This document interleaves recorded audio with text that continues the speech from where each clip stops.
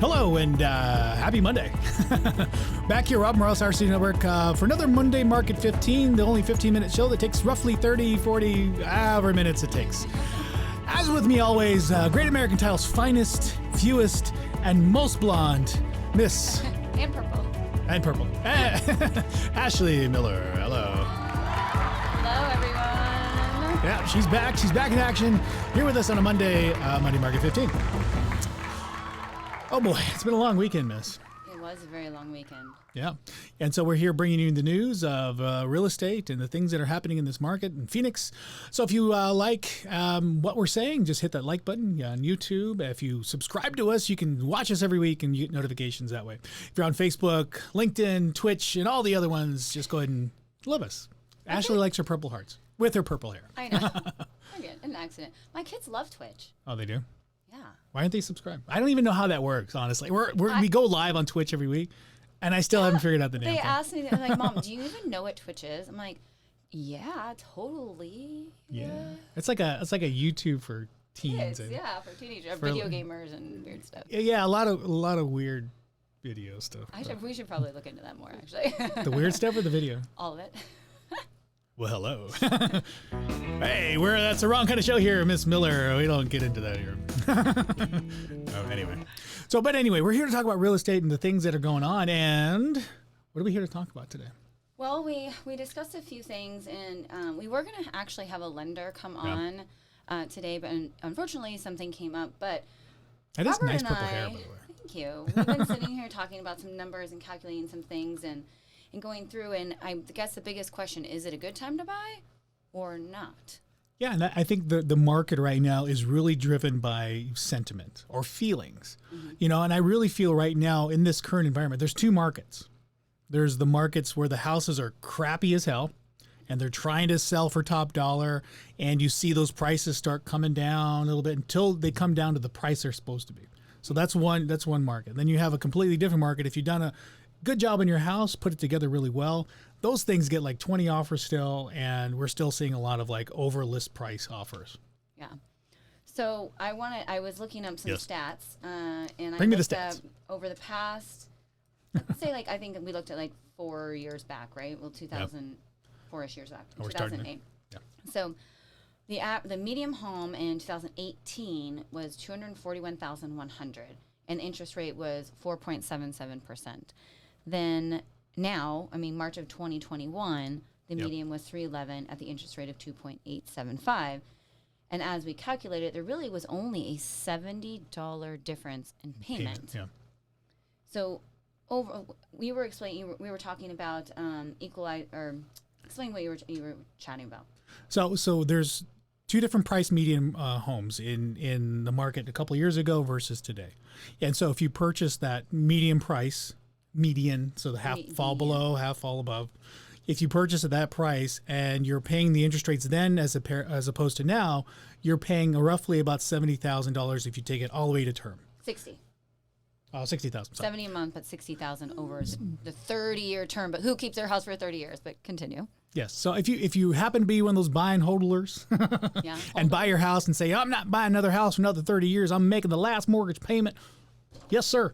So at the end of that last 360th mortgage payment, you would be paying roughly about 60 grand, 70 grand, whatever it was. More. Well, the difference between the two, 2018 and 2021, was 60 grand. So when I say it's only $70 more a month, but if you amortize it over, I said it right this time. Yeah. Amortization. I have such a problem with amortization.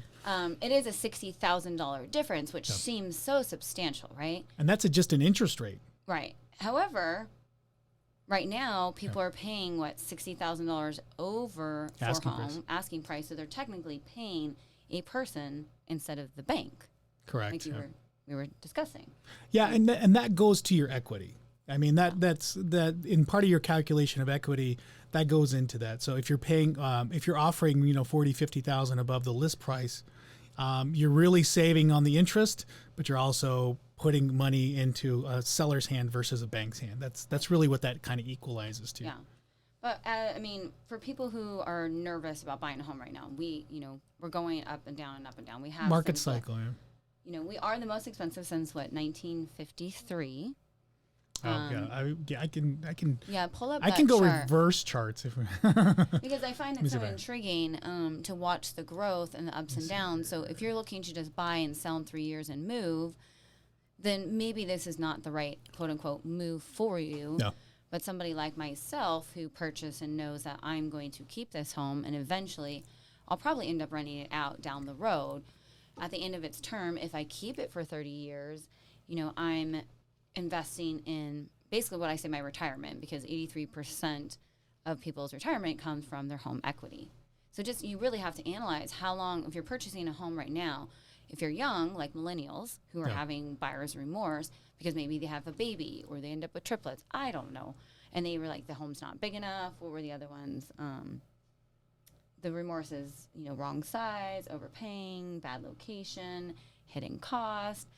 But if you look at this chart right here, it's just up and down and up and down. So this basically highlights a market cycle. So the Case-Shiller Index, since 1953, they've been tracking housing prices, and so over this time period, you can see an average appreciation. Between 1953 all the way to about 1977, we were kind of in a depreciating housing market. It wasn't fluctuating. You saw a little bit of fluctuation there, but it wasn't until the Ronald Reagan era when we started making more reforms regarding financing and all that stuff. So you can get, if you want to get political, you can go there too. You can see an average rate of growth just by a visual sense. You can see this growth as it fluctuates in 85 and back up to 1990 and fluctuates back down to 97. And then we have our first boom where you can see an aggressive amount of price increases all the way up in, let me pull myself out of here. Yeah, just so. In 2008 roughly, and then you saw a major correction back in 2012. Think about if somebody held their property that they bought in 2005 and they held it. Now here we are 15 years later and it's worth more. So you really have to think about that, your longevity in your property. And so what this indicates and what people are concerned about is a major housing correction. That plays into the sentiment of today. People are concerned. And I'll actually go back. This is one of my other charts. It goes back to this chart. People, is it a good time to buy? Is it a good time to sell? So this is based on the Fannie Mae housing market survey with people giving their sentiment, or at least how they feel the housing market is. So as you can see, it relatively inverted this last year.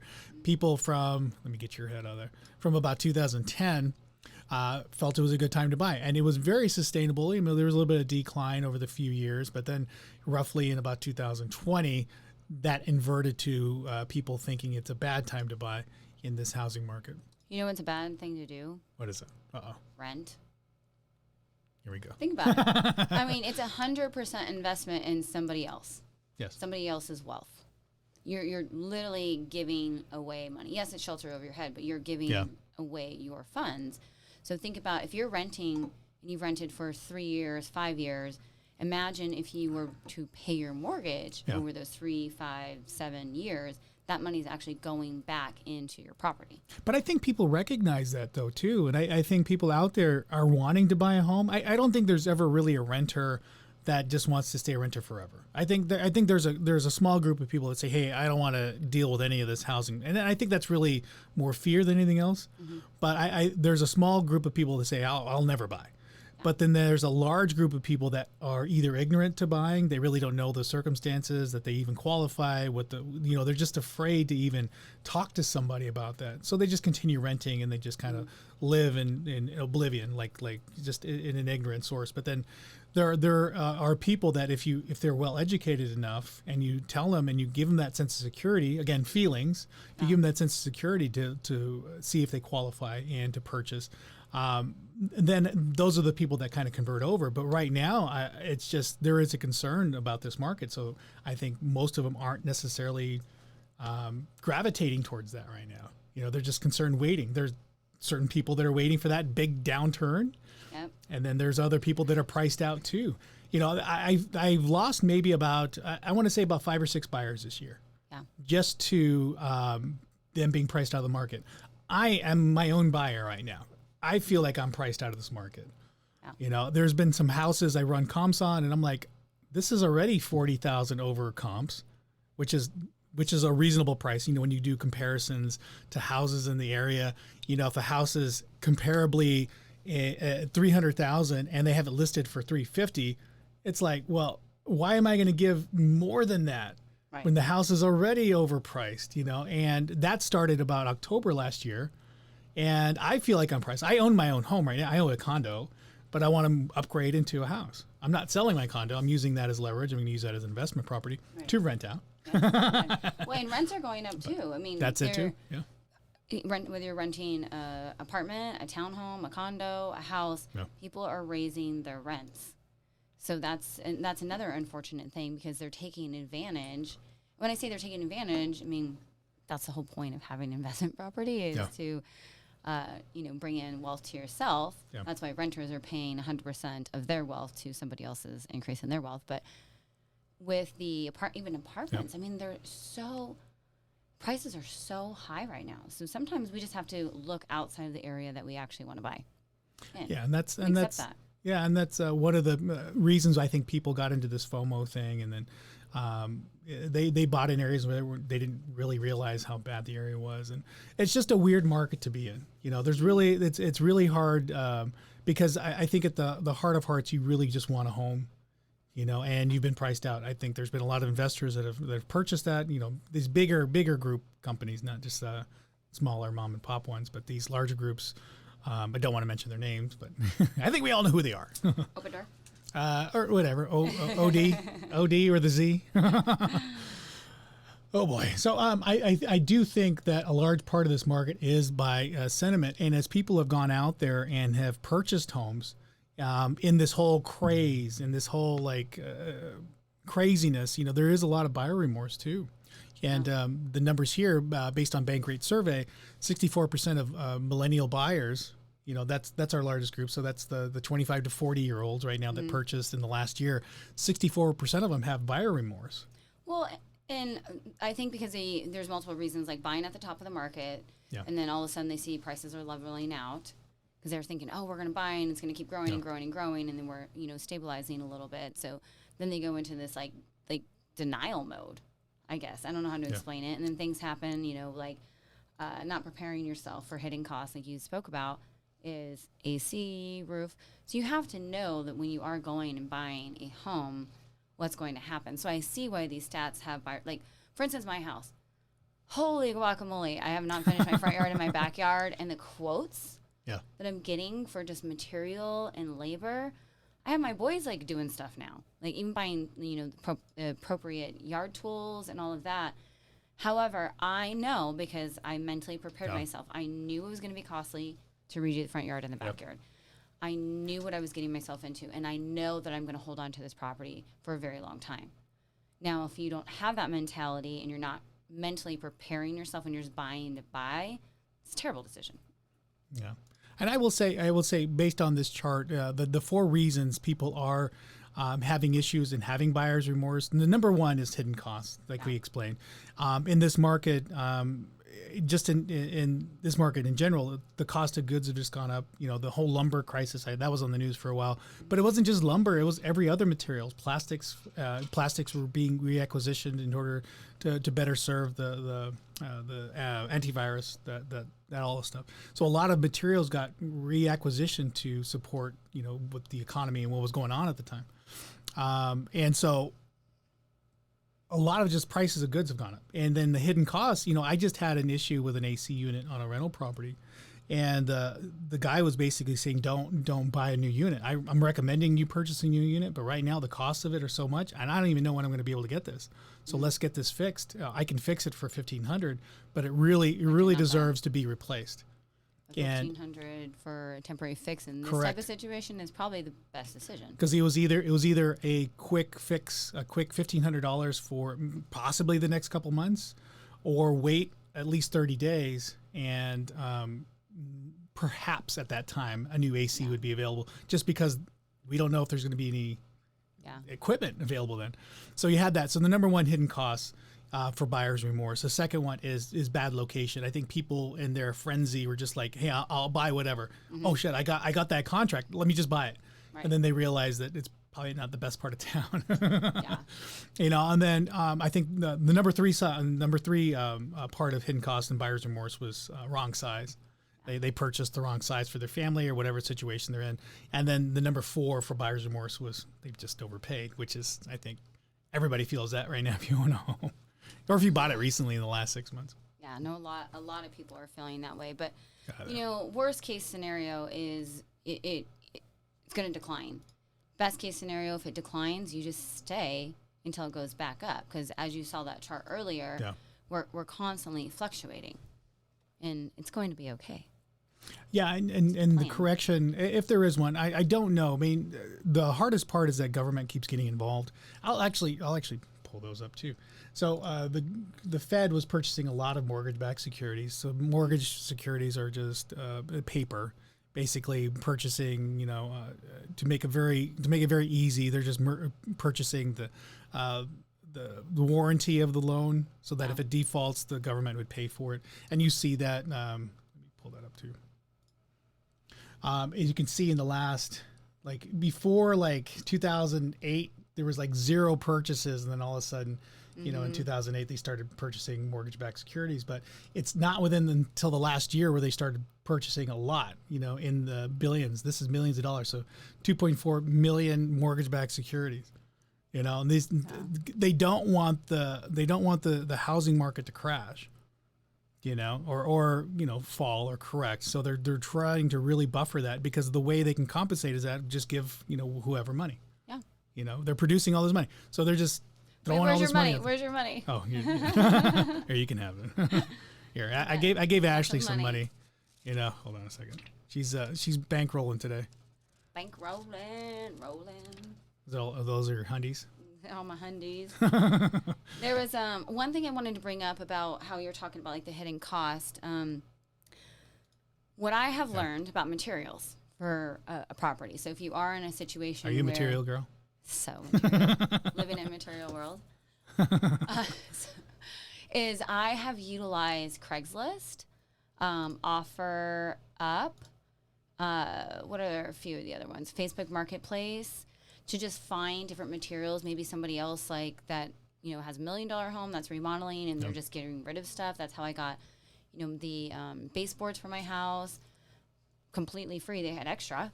They're like, oh, you can have them. That's how I got the paint for my house. It was actually because they ordered the wrong color. There's so many different ways you can trim the fat, I guess is the right word, by just doing a little bit more research instead of going on TikTok or Twitch or watching TV. Just jump online real quick and look at these sites and see if you can get any extra material. Yeah, my friend, he's a doctor, and he decided to redo his kitchen. He didn't like it the way it was, and it looked beautiful, but he decided to change the granite. And there was a lot of granite he was just going to toss or give away. Yeah, people give away stuff all the time. Yeah.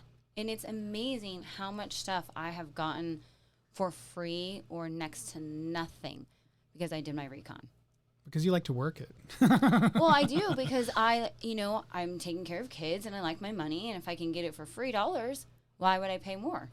That is very true. Yeah. So understanding, instead of panicking and freaking out, changing things the way you're doing them. So, for example, even in air conditioning, getting a Nest where you can have it on a timer and control it from your phone. That saves your, on your air.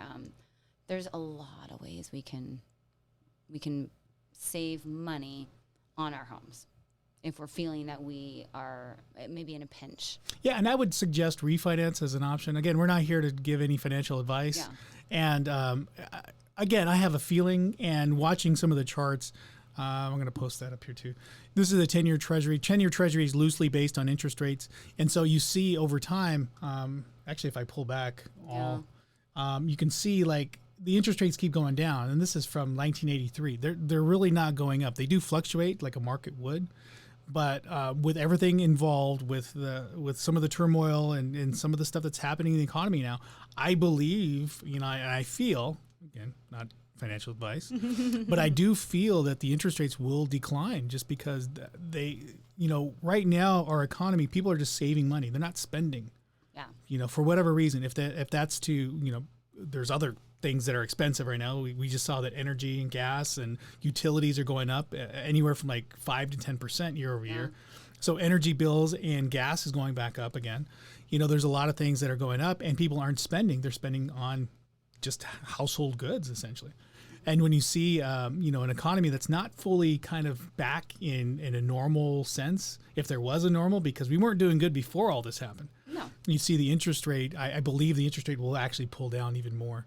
Well, with interest rates being super low, let's talk about sellers for a minute. Yeah. So now I have this house that probably needs some fixing up. And I could sell it at, let's just use even numbers, in its condition at $200. Or I could go and do a refinance and pull out cash, so do a cash out. You're not going to get an interest rate as low as 2.875 with a cash out, but you could also do a home equity line of credit, which I believe those rates are still really good. Updated. Oh, I think I just disconnected. Oh boy! A little bit. So I'll just fill in as Ashley's reconnecting. Updated it a little bit, and boy. then you might end up getting $50,000 more out of it. But know the right kind of updates to do. But also to that too, when you're pulling out, your equity in your home, I don't think a lot of lenders will let you borrow out of 75% loan to value. That's why we should have had a lender on here. And that's why we needed a lender today. I think that they are actually lending more than that now these days. I don't know. When I refied, I could have pulled out up to, I think, about $60,000 in equity, which was about 75% loan to value. Right. But you can use it at a low interest rate versus like you can pay your car off, for instance. If your car interest rate is anywhere from like 5 to like a friend of mine even bought a car at like 18%, which is like mind blowing. No, that happened to me. But again, from people in those situations, you pull out equity of your home at a 2% rate, 2.5% rate. You pay off your car, you get the deed to your car, and you get a lower interest rate. Right. And so there's different ways you can leverage off that. And, again, not financial advice, No, but just manipulating your money and you making it work for you. Right. And so I don't think that people should be fearful of purchasing right now. I don't think there is an answer to should I buy currently right now. I think it's going to be if it's the right time for you, if you are mentally prepared, financially prepared, and you know what you're educated, you have the knowledge, you're working with great partners that can help you through it, then I think it's a great time to buy. I don't think we should judge it based upon all the news and the articles and the noise that people put in our face because they tell us what they want us to hear.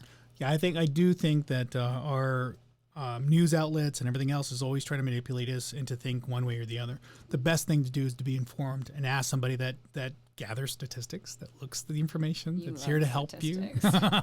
Statistics. Robert loves his statistics. Yeah, because there is I'm going to show you this too. There's a lot of fear out there. There's this is our markets. So right now we're in about a neutral. About a month ago we're in extreme fear. I mean this is just a kind of a general sense of how our economy is working. And our people are afraid. Yeah, absolutely, they are concerned. I mean we still haven't got on the whole virus thing. We still haven't made it out of we still have a jobs situation. People aren't even working still. Probably more by choice, but I don't know for sure. I don't know, because when I drive down the street, everywhere is hiring. Everybody. Like, we're now hiring. It might not be your ideal job, but every place is hiring. When I hear someone say, I can't find a job, I'm going, there's Discount Tire is hiring. I mean, there's so many different places. So, But I think people are just tired and they want to find something else in their life. They especially in my situation, you reflect the people that have passed in the past year due to this virus thing, and it makes you really reevaluate. Am I working to live or am I living to work? Mm-hmm. That used to be one of the quotes on my Facebook page. I stole it from there. I just changed it a couple days ago. I stole it from her. Maybe. But I mean, it's really evaluated like people's positions, and if they could take advantage of a situation, I think they will, and try to, think it's like survival, day-to-day survival, and they're not really thinking long-term. And so I think the people that are thinking long-term, that's where a lot of this sentiment and a lot of this concern comes from. But you don't want to overthink. It's like that medium, like where that chart was. It's like right in the middle. You can't underthink, you can't overthink.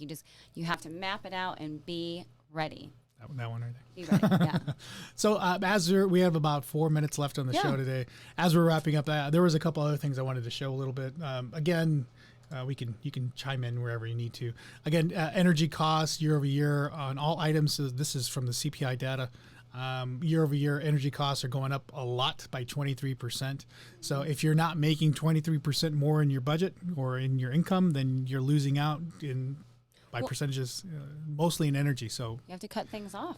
Gas, you got water, you got electricity. We talked about this in one of our very first shows, I believe, is like figuring out how to manipulate your money. So, for example, maybe using the gas, like vehicle gas app, where they give you discounts. If you should go to certain gas stations, you can coupon. You can find other ways to. It's kind of, I call it like money Tetris.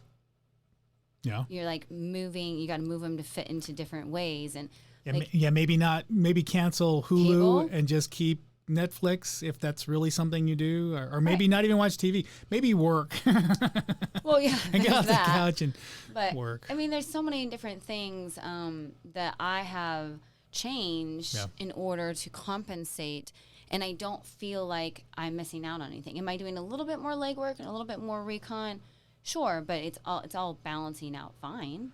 Yeah, I think if you put your time and energy to other things, you find that there's time and energy for other things. Yeah. Versus just sitting there depressed. And I was that way, and that's for a different show. I was that way for a number of months, if not almost a whole year after my divorce, and some of the things were going on there. And you figure out and hopefully figure out a way out of that and start building. Because if I didn't, I wouldn't have this. I wouldn't have you here with purple hair in front of me. Yeah. I'd say doing your mantras, your daily mantras. Like one of mine is money comes often and frequently. I am successful. That's why I have got my I am tattoo right here. I'm constantly giving myself positive energy and putting that out there and saying, I am going to buy a house. I am going to find a great deal. I am going to finish my front yard. I am going to finish my backyard. Like constantly convincing myself and telling myself that I am going to have all the things I want, and the universe is going to deliver that to me if I believe in myself. And cancel cable and maybe read a book or two. Learn. I think the whole thing is learning a different skill, learning something new. And you might discover something you really enjoy doing. Did you, I know this is totally unrelated. I know we're going off. No, but for 1 second, because you just said discover something unrelated. I'm curious of how many people changed their job career during 2020. We'll take a poll. Anybody out there watching? Or discovered a new skill. Yeah. Developed a new skill that's now making them money. I'm very curious of this. I will say, for me, it's podcasting. Well, yeah. So Gabby, she's probably watching. Hi, but Gabby. But Gabby, she like when the whole lockdown happened, we didn't know what to do as far as a networking group. When your premise of your business is to connect people and bring them into events and do these basically networking events. And that's all cut off. What do you do at that point? How do you stay relevant? And then I was like, okay, I guess this is the end of the business. Let's just call it quits, whatever. I got on, Gabby's the one that called up and said, hey, you know what? I have this guy you need to interview. Let's just do a podcast with him. Mm-hmm. And I'm like, no, I don't want to do any of that. That's just too much, whatever. But I said yes. Yeah. And after that first one, just one thing after another started happening. I wanted better cameras. I wanted better audio. I wanted a studio. So eventually just all manifested. And that was roughly about 1 year and 3 months ago. Yeah.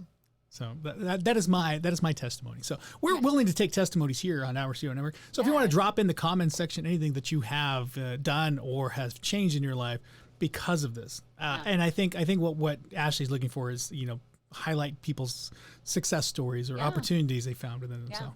Exactly. You got it. Hello? I got it. This is how things work around here. When I got it good. Oh boy. Anyway, so just to go over some other data, since we're here, I'm going to go put these up real quick. Median price of homes is roughly, look way up there, 374,900. This is nationally. So we nationally. have in our local markets, I think Chandler hit just over 407. I mean, there's a lot of communities. Phoenix is 311. Phoenix is 311. I mean, there's a lot of communities that they're really kind of pushing up that median price point, just like in the previous stats that we showed you. But you can see climbing still, even today. Well, and that's why it's a good time to buy, because if you were scared 6 months ago and you didn't buy, and now it's 6 months later and it keeps rising, you would have been.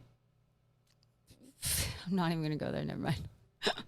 I'm getting angry. I'm just again, I think case by case yeah. basis, so look at that. So Gotta trust your gut. And then this is the housing supply. So if you're curious about how the housing market is, if there's more houses coming, by this chart, this is a national chart. We are increasing, and I think I can actually pull the local numbers here in a second. So nationally, we're at about 2.6 months supply. In a balanced market, we're roughly between 5 to 6 months supply. Yeah. So we're creeping. We're like the creeper in the bushes as far as supply. We're the annoying neighbor that calls in violations on us. Oh yeah. I won't. That's something personal that I shouldn't be talking about here on the radio. So we're gonna go to the next chart. So this is. Let me get my face out of there again. This is local. So month supply here locally, we're still looking at a 0.7 month supply on active listings. Yeah. As you can see by the chart, we are increasing, but again, we're the creeper in the bushes, just kind of getting around the curve. And so will this increase for buyers? Absolutely. For sellers, this is probably the top of the market. So you need to, if you're going to be selling anytime in the next few months, I think we're getting back to more seasonality. So between now and October is our high season for snowbirds. So if you're going to list, it's list today and then park it November, December. Don't even, depending on your situation, but I wouldn't necessarily, not a realtor, but I wouldn't necessarily list in November, December, but if it fits your situation, then that's, it, because the seasonality picks back up in January. Yeah. So it's a good time for buyers. Again, if you're looking at buying a home, November, December, probably more of those months, because that's when people tend to think about Thanksgiving, tend to think about Christmas. Nobody wants to move during that time. Nobody wants to move. Yeah, all that stuff. So that's typically a good time for buyers to go out there and look. So a couple other charts real quick. Let me see if I have anything else. That was us with interest rates. Yeah. This is our pseudo non-scientific inventory. Yeah, it's still great. We've been watching inventory go up week over week. So I think 4 or 5 weeks ago we were at about 32, creeped up to about 4,000 something. Like 52, and then it got up to about 52, and then the next week it was like 5,300. Now we're looking at about 5,700. So you can see the inventory just slowly creeping up there. Yeah. And this is active. This isn't under contract or anything, accepting backups. Right. Another interesting note: if you're looking at selling, well, that's what I was talking about earlier. To optimize your listing, people are looking for classroom homes. If you've optimized that fourth bedroom, if you've optimized that living room that people wonder what the hell am I going to do with this living room and family room, and you've converted it over to a classroom per se, that is very attractive to a lot of home buyers right now. Yeah. Well, anything, especially if you are looking to sell your home, like we had talked about, capitalizing on the remodel, whether you're going to do a little bit of a refinance or if you're just going to dress it up. This is literally just dressing it up. That's going to cost you next to nothing to do with a rate of, your ROI is going to be a lot higher just by changing, visually, aesthetically. Yeah, some of this stuff is pretty easy. Outside of the and you can probably get a lot of it on OfferUp or Facebook Marketplace or Craigslist. Well, like these desks, you could probably make yourself. I've seen that. That would butcher be block, super easy. The butcher block tables, and then you can go to Home Depot and buy these metal poles. Yeah, actually you can do cheaper that on Amazon. I think probably the biggest upgrade is the siding, the interior siding, where you have this tongue and groove that's all colored, and then you have the window treatments, the blinds. Oh, I know. I had people come out today to give me a quote on shutters, and I was like, what? Yeah, the shutters on there are probably the most expensive part about this whole thing. But a lot of this stuff, I mean, within a couple $100. Yeah. I know, if you don't do the flooring. But I'm just saying. No, but that flooring is cheap too. I mean, you can get it right now for it's like $2.87 a square foot for a small room. Where are you shopping? Yeah, well, at Home no, it's still at Home Depot. Floor and decor. It's just a click in. Floor and Decor also has a section that has discounts in it. That's how I got my discounted tile for my kitchen. Oh. This cute little subway tile. There's so many different things you could do if you just look in the right places. Well, just saying. Or just contact you for all the biggest. Oh, I know. So. Hey, if you guys are looking to do a remodel, I got a lot of connections. I went to a scratch and dent place for some of my appliances. Yeah. Nobody's going to notice. Even my vanities went to a scratch and dent place. Nobody's going to notice if there's one scratch or one dent. I have 3 boys plus my brother living in my house. I'm pretty sure if I bought a brand new one, it would have been scratched or dented within the first week anyway. Oh. Just saying. And then just some local news, Facebook to build a clean energy powered data center here in Mesa. So again, if you're out there looking for a job and you want something a little bit different, maybe Facebook's it. I don't know what kind of benefits and whatever they have, but they're looking at building a clean powered center out there in Mesa. Yeah. You know, there's a lot of negative, kind of, people out there about Mesa, but I really like Mesa. I think Mesa is a growing market, but I'm not in real estate. It's the 3rd biggest city in Arizona. Do you know that? It's Phoenix, Tucson, Mesa. I hate Tucson. Why do you hate Tucson? It's just What's wrong with you? It's just dirty. So anybody's from Tucson, Edgar, Sorry. I know you're from Tucson. All right. There's just a lot of dirt. We're in the desert. There's a lot of dirt around here too. Oh my God. Anyway, you mean desert? I wasn't trying to be negative, but I just every time I go to Tucson, I'm just like, you go to the wrong places. Obviously. But anyway, so we're wrapping up today's show. Today we went a little over than we usually go over, but that's nothing new for us. So I guess if you like what you're seeing, I forget what I said. If you like what you're seeing, hit those comments, questions, throw them out there. Purple heart emojis, we love that too. We'll catch you guys next week, Monday Market 15 with the great American Ashley Miller. Or I should say great American title Ashley Miller. Great American, great American. Yeah, that was great American. She is a great American. She is a great American title. And then, of course, me, Rob Morris, our Student Network, catching you here live every Monday, talking about the Phoenix market. Until then, we'll see ya. We will see you laters.